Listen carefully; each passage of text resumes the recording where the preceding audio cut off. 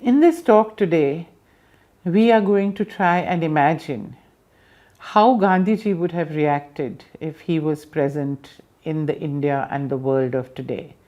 In 2021, we are going to try and imagine, if it is at all possible. I think it's a very difficult task to put yourself in somebody's shoes, and that too into the shoes of somebody like Mahatma Gandhi, and place yourself in a world far removed from the one in which he lived. After all, he died in 1948, almost 73 years ago. And to try and visualize how he would look at the world around him, how would he look at the India around him, what would he identify as the main issues which are before us today, how would he identify what is troubling and tormenting the poor of India, how would he imagine what the women of India are thinking, how would he try and imagine what the peasants of India are thinking, and how would he then formulate an agenda for action? How would he then think of what would be the best methods, what would be the best ways of going forward and expressing those urges, expressing those needs, and trying to find solutions to those problems? This is the rather tough task that we are setting before ourselves today. Let's see what we can make of it.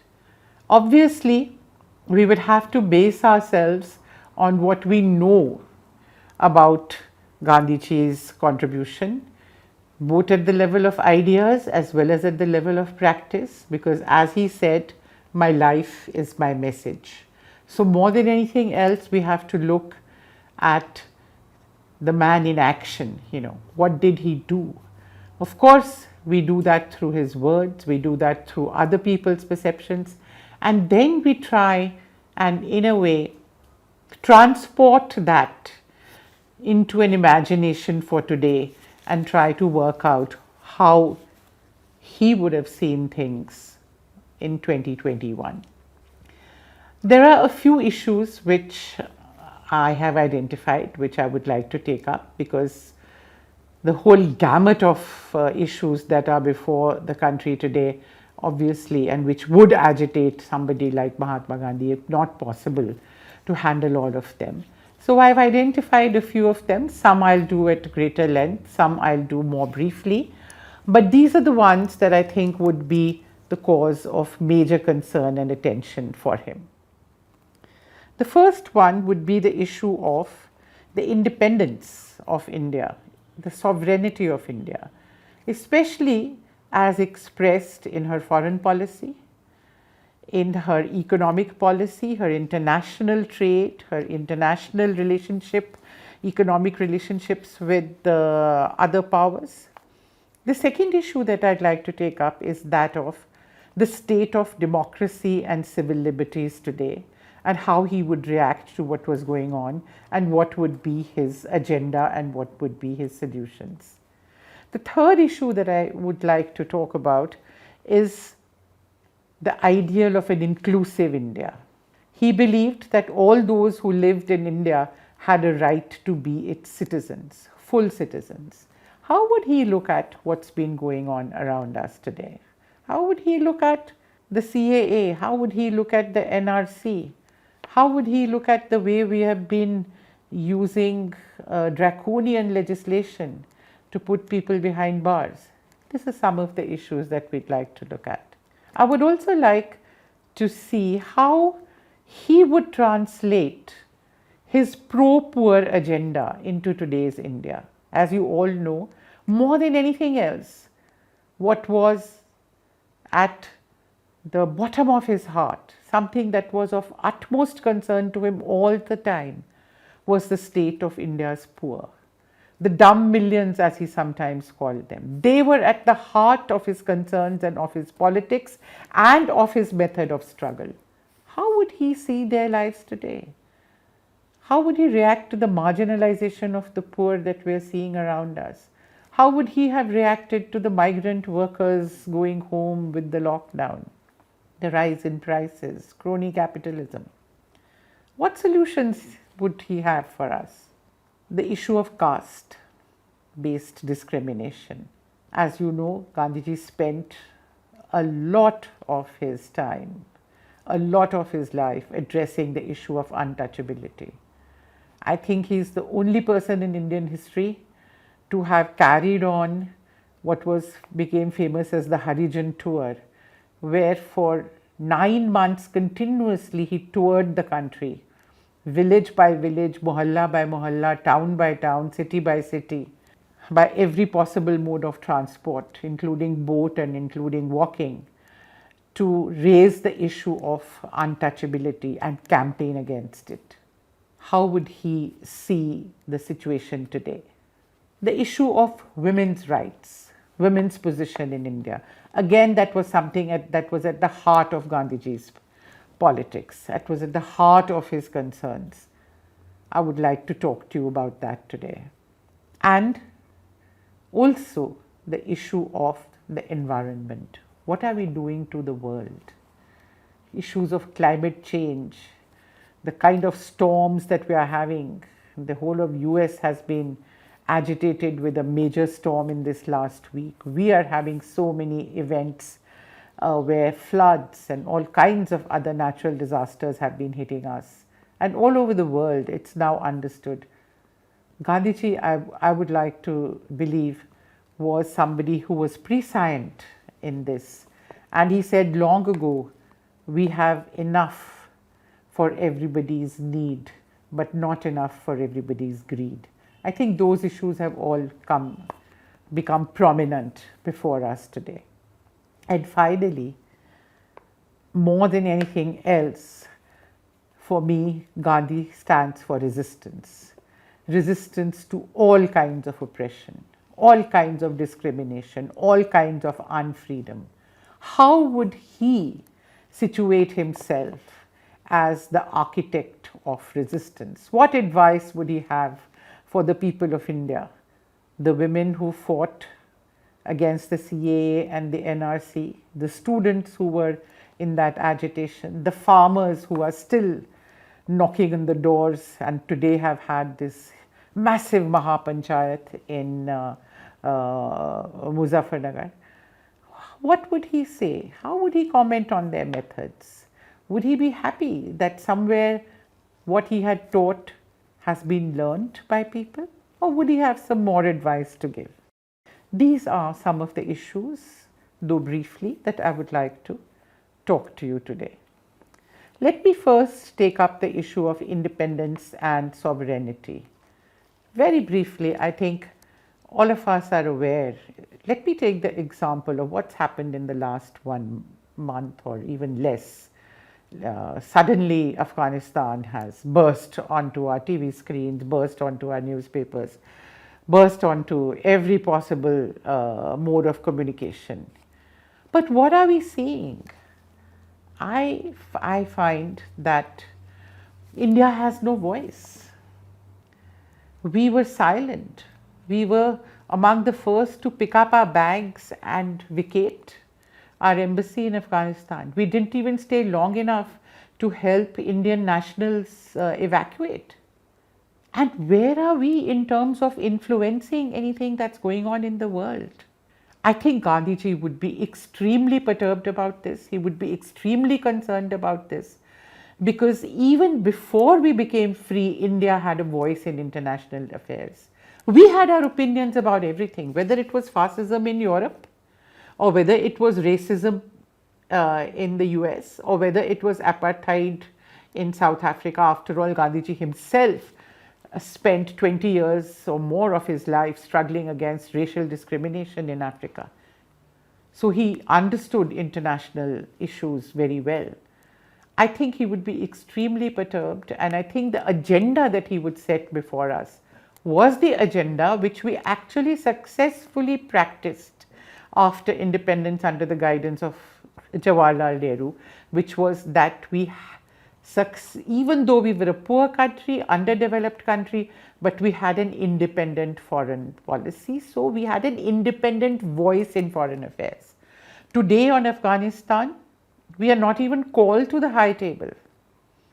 There was a time when, despite our poverty, despite our backwardness, India was in the thick of things, whether it was Vietnam, whether it was the Korean War, whether it was UN forces being sent to different places in the Congo. India always had a voice. It had an opinion. I still remember very well when this whole trouble started in Afghanistan, when there was an attempt to overthrow the progressive government, and then finally at one point the Soviet Union came in to support that progressive government, and there was a lot of turmoil. I still remember Indira Gandhi taking a position, even though we were friends with the Soviet Union. She took an independent position and said, I don't think it's a good idea what the Soviets have done to openly come in to support. All I'm saying is that we had an independent voice, and that was a result of the struggle that had been led primarily at the helm was Gandhiji. And I think today he would be extremely concerned, and the agenda that he would set for us was that we regain our independent voice, we regain our sovereignty, we do not become junior partners of anybody, whether it is the US or whether it is the UK or whether it is China or whether it is Russia. We must have our own independent voice in international affairs. It is not just a function of your stage of development or how wealthy you are.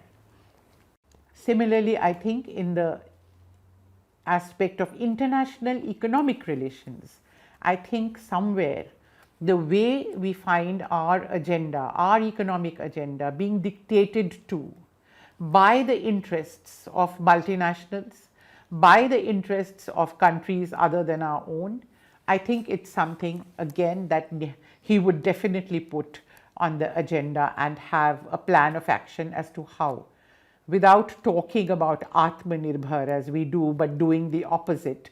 I think what he would do would be to actually become more and more Atmanirbhar rather than talk about and have loud slogans saying Atmanirbhar. On democracy and civil liberties, I think this would be, I would like to assert, would be a major concern to Gandhiji. And to convince you of that, let me begin by just giving you a quote from him to show that how deep was his conviction in civil liberties and democracy. I'd first begin with civil liberties, especially because I think we've lost a lot of civil liberty in the last few years. I quote, "Liberty of speech means that it is unassailed even when the speech hurts. Liberty of the press can be said to be truly respected only when the press can comment on the severest terms upon and even misrepresent matters. Freedom of association is truly respected when assemblies of people can discuss even revolutionary projects."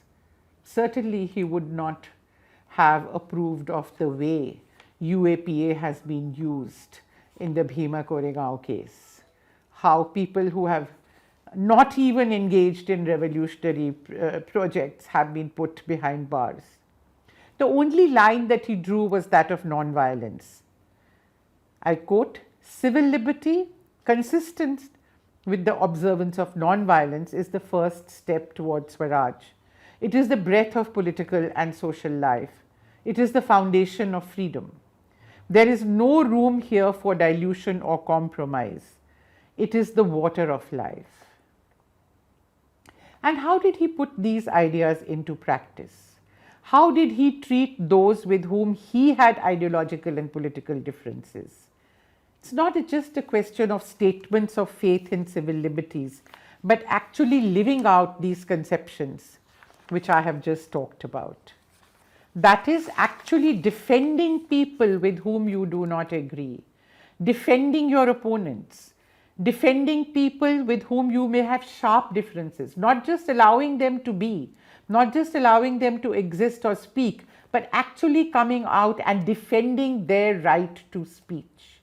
And I could give you many examples of that, but I would like to just maybe give one short example, which is when during the Quit India movement was about to be launched, And there was this meeting in the Gowalia tank in Bombay just before the movement was actually broke out. On the 8th of August, the resolution that was being discussed was the Quit India resolution, which was that a movement, Gandhiji would be given the authority to start a movement. And there, the communists who were members of the All India Congress Committee, as you know, they were there in the Congress, some members got up and they objected to it, and they said they did not agree with this because they had a different understanding of the international situation, and they felt that India going in for a movement against the British government would harm the international cause against fascism. Now, these were different. These were not differences of ideology so much as they were differences of tactics, of strategy, of methods. What is the right thing to do right now? But the atmosphere in Bombay in that meeting, there were thousands there. The atmosphere was surcharged in favor of the Quit India movement. And here were these few individuals who got up and made speeches and said that they disagreed. You could just sense the hostility towards them.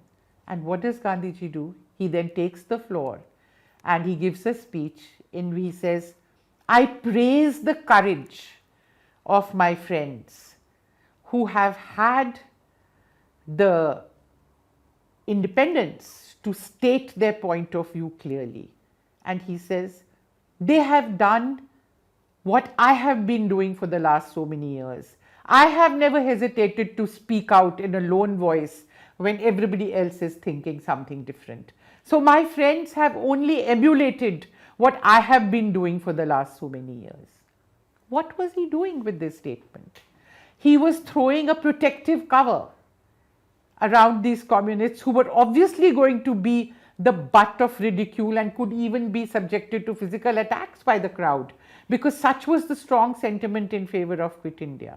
By coming out in support of them, by protecting and even admiring their courage, protecting their right to speak and admiring their courage, he actually told the people that, look, this is a fine thing to do. And there were so many other ways in which what examples that I could give. And as far as democracy is concerned, it's also a question, I think he emphasized, and so did Nehru always, that democracy is about dialogue. Democracy is not a question of numbers. It's not a question of majorities. Democracy means you must listen to opponents. You must listen to those who differ with you. I would say today, what is happening, our farmers are shouting loudly for the last 9 months, but there is no dialogue. And here Gandhiji would say, you can dialogue with people with whom you don't agree at all. He even called the revolutionaries for a dialogue. They believed in violence, but he said, let's dialogue. And then he said to them, I don't know whether your methods are going to be the ones that Indians will follow or whether they'll follow mine. But give me a chance to try my methods. You've been trying yours for a while. And while I'm trying my methods, if there is violence, if your methods come in between, my method will not get an opportunity to be tried. And would you believe it? This is non-cooperation movement time. The revolutionaries actually suspended their methods for the period of the non-cooperation movement. They said, sure, you try your methods. That was the level of dialogue that was possible between people who disagreed on fundamentals, between violence and non-violence, and yet they could talk. And this is what Gandhiji would say today. He would say it to the rulers, he would say it to the ruled, he would say it to the rebels, don't reject dialogue. You must dialogue. No society can function without dialogue. Inclusive India. That's the other issue that I want to come to today, because I think one of the biggest problems that Gandhiji would see in the country today is the polarization that has been literally injected into our social and political life, where on the grounds of religion people have been pushed into rallying against each other. I think this is something that would hurt him, and this is something that he would devote a very, very large part of his time to. So in terms of an agenda, he would certainly set an agenda in trying to handle that problem. And let me give you some examples to convince you that what I'm saying has some relevance, has some validity. I'm again going to quote to you from his very famous speech at just before the Quit India movement, the 8th August speech 1942, where he says, now he's giving a call for action, and at the same time he's telling the people that you have to be very careful. No division on the basis of religion. This is what he says. He says, those Hindus who, like Dr. Munje and Sri Savarkar, believe in the doctrine of the sword may seek to keep the Mussalmans under Hindu domination. I do not represent that section. I represent the Congress. The Congress does not believe in the domination of any group or any community. It believes in democracy, which includes in its orbit Muslims, Hindus, Christians, Parsis, Jews, every one of the communities inhabiting this vast country. Millions of Mussalmans in this country come from Hindu stock. How can their homeland be any other than India? My eldest son, he says, embraced Islam some years back. What would his homeland be? Porbandar or the Punjab? I asked the Mussalmans, if India is not your homeland, what other country do you belong to? In what separate homeland would you put my son who embraced Islam? The Congress belongs to the whole nation. It is open to the Mussalmans to take possession of the Congress. They can, if they like, swamp the Congress by their numbers and can steer it along the course which appeals to them. It would hurt me to hear of a single instance of a Mussalman being killed by a congressman. See how clear he is, sharp. In the coming revolution, congressmen will sacrifice their lives in order to protect the Mussalman against a Hindu's attack and vice versa. It is a part of their creed, and it is one of the essentials of non-violence. This was the strength with which he believed in an inclusive India, in Hindu-Muslim unity, in lack of polarization, in the right of everybody to live in this land. It is all their homeland. So you can well imagine what would be a man like that, what kind of agenda he would set for us today, and how pained he would be by what's going on. I would just like to take a minute or two, because I think the issue of women's rights and women's position and the discrimination against women is a very important part and has to be part of any political agenda that we formulate today. So I think we must know how Gandhiji would have imagined the agenda today. Gandhiji, in his lifetime, in his work, was uncompromising in the matter of women's rights. I quote, "In my opinion, she should labor under no legal disability not suffered by man. I should treat daughters and sons on a footing of perfect equality." Rajkumari Amrit Kaur tells us that those who tried to argue with him on the basis of what Manu is supposed to have said, that for women there can be no freedom because of what is contained in some texts in the Smritis, they were treated with contempt. Such sayings or texts were not sacrosanct to him at all. He rejected them. He paid equal attention and gave equal place to girls and women. In his ashram, there was an air of freedom and self-confidence in the girls and women that lived under his care, whether it was Sevagram or whether it was Sabarbati. Nothing delighted him more than the success of women in any sphere of life, we are told by the women inmates of the ashram. If ever he wished to elicit the opinion of his co-workers on any matters connected with the ashram or any new undertaking, he paid equal attention and let equal weight to the views of women workers. I quote again, "To call women the weaker sex is a libel. It is man's injustice to women. If by strength is meant brute strength, then indeed woman is less brute than man. If by strength is meant moral power, then woman is immeasurably man's superior." That is how he saw. So we can well imagine that he would set a very radical agenda for the women's cause today. I don't have time to go into more details on this. On the issue of environment, I think I already spoke and there's not time to elaborate, but I am convinced that he would make that a very central part, a crucial part of the political agenda before the people today, because he was deeply concerned about the way industrial capitalism had built on the whole principle of consumption and overconsumption. And he was convinced that the world just cannot survive if it went on like this. He would have been, I think, a prime green politician if he was alive today, and he would make that a very crucial part of the agenda of action.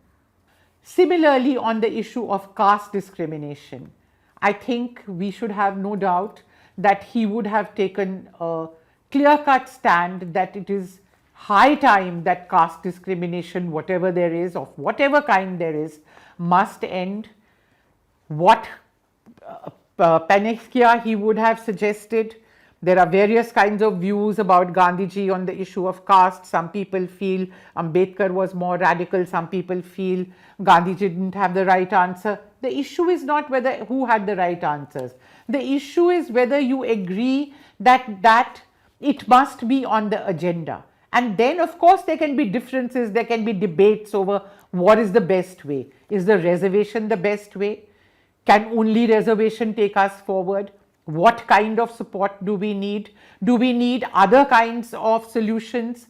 Is resistance important? Are movements important? After all, he led movements against untouchability and against ending of caste discrimination. Is intermarriage the solution? He encouraged intermarriage in his ashram. So, whatever it is, my point is that he would certainly put it on the agenda, because he had put it on the agenda of the freedom struggle at that time.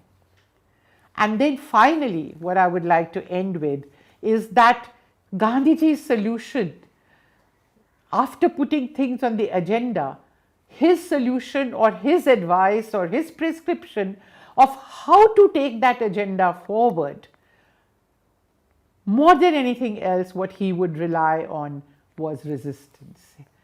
His understanding was that when you see discrimination, when you see oppression, it is your obligation to resist. If you do not resist, you are complicit with the oppressor. There is no midway. Silence or distance is not an answer. So I would like to emphasize that Satyagraha, what he called Satyagraha, for Gandhiji, it was not an abstract philosophical concept, but it was a weapon that was forged in the flame of struggle and sharpened on the whetstone of hard political practice. The heart and soul of Satyagraha is resistance, resistance to any form of wrongdoing or unfreedom, whether it is racism, communalism, caste oppression, patriarchy, denial of democracy, iniquity or economic deprivation. And it encompasses a vast array of forms of struggle bounded only by the limits set by non-violence.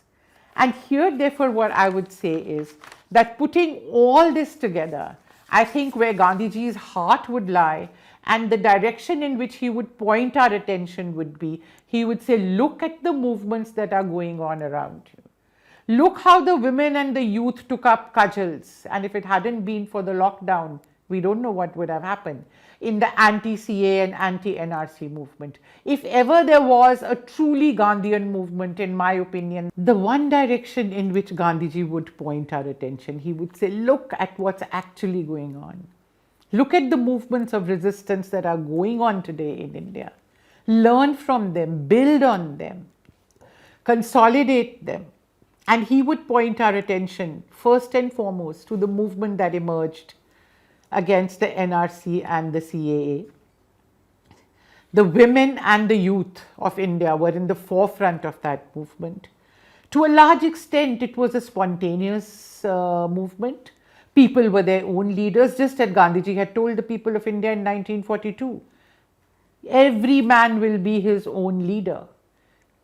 Do or die was the slogan which he gave, but there were very few directions on what you were supposed to do. But do something or die in the attempt.